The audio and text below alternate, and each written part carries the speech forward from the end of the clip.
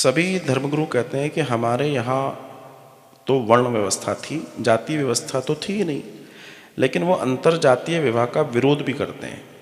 क्या इन दोनों बातों में विरोधाभास नहीं है? सार्थक श्रीवास्तव, बहुत अच्छा प्रश्न आपने पूछा कि हमारे यहाँ पर जाति प्रथा नहीं थी, वर्ण था।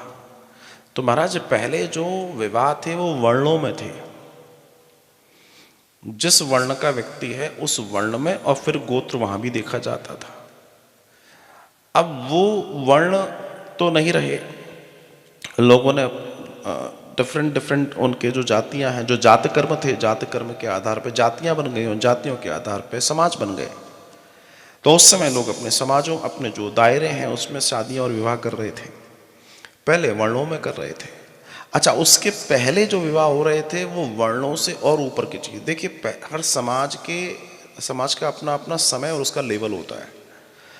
बहुत पहले के लोग बहुत प्रचुर मात्रा में ज्ञान के धनी थे, तो पहले जो विवाह होता था वो ज्ञान के आधार पे होता था, है ना, सीरत के आधार पे होता था, तो उनके लिए कोई दिक्कत नहीं थी। लेकिन अब जैसे मान लीजिए कोई राजा है, उस राजा को अपने लिए कैसी रानी चाहिए, राज्य और सत्ताओं के लिए वो चुनाव कर सकता था, उसके पास अधिकार था, वो किसी को भी चुनाव कर सकता था।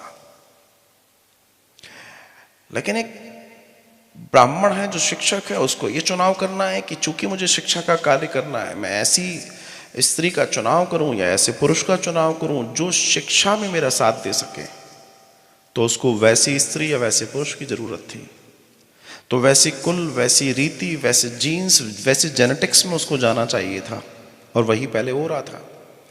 एक स्थिति में देखा जाए आज भी वही हो रहा है। अब बात करते हैं अंतर जातीय विवाह की। देखिए, यहां जात कर्म और वर्ण, देखिए वर्ण से टूट के जात कर्म से फिर ये जाति हो गया। लेकिन आपने कहा अंतर जातीय विवाह, हाँ, इसके लिए मना करने के पीछे कई सारे कारण हैं। उसका मूल कारण है कि जो जिस व्यक्ति का गुण है वो डेवलप जो आज तक होता हुआ आया है, वो पीछे की कई पीढ़ियों की मेहनत के कारण वो गुण डेवलप हुआ है।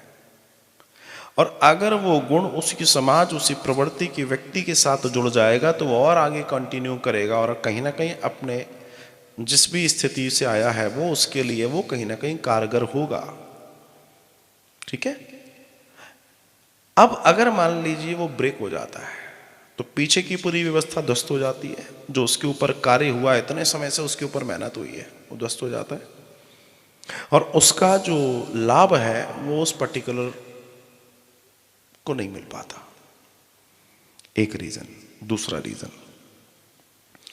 दोनों के कार्य करने के क्षेत्र, दोनों की स्थितियां बहुत अलग अलग थी। हालांकि मैं भी विरोध की बात करता हूं, लेकिन मैं एक बात जरूर कहता हूं आज के संदर्भ में कि अब ग्लोबलाइजेशन है। पहले दायरे इतने बड़े नहीं थे, इसलिए पहले छोटे समाज थे, छोटे दायरे थे, चीजें सामने थी, इसलिए उनकी एकजुटता थी, चीजें थी। लेकिन आज मैं कई दौर से देखता हूं अंतरजातीय विवाह आदि स्थिति को अगर मैं देख रहा हूं, तो मैं एक चीज ये देखता हूं कि चूंकि इतना वाइड हो गया, इतना फैलावा हो गया है, और उसमें कोई चुन लेता है तो आप उसको कुछ कर भी नहीं सकते हैं, और कहीं ना कहीं जाकर वो सफल होते भी नजर आते हैं। लेकिन मैंने कहा गुणसूत्र, जो नेचुरल गुणसूत्र है, वो जिस भी जात कर्म से, जाति से आ रहा है, उसके जो पीछे के इतने सालों की मेहनत हुई है उस जीन्स को डेवलप करने के लिए, वो डैमेज होता है। इसे समझना जानना बहुत जरूरी है। हम सोचते हैं जीवन हमारा है, लेकिन हमारा ये सोचना बहुत छोटा है। असल में जीवन सभ्यता की देन है, और उस सभ्यता और उस स्थिति को बनाए रखना हमारा धर्म है।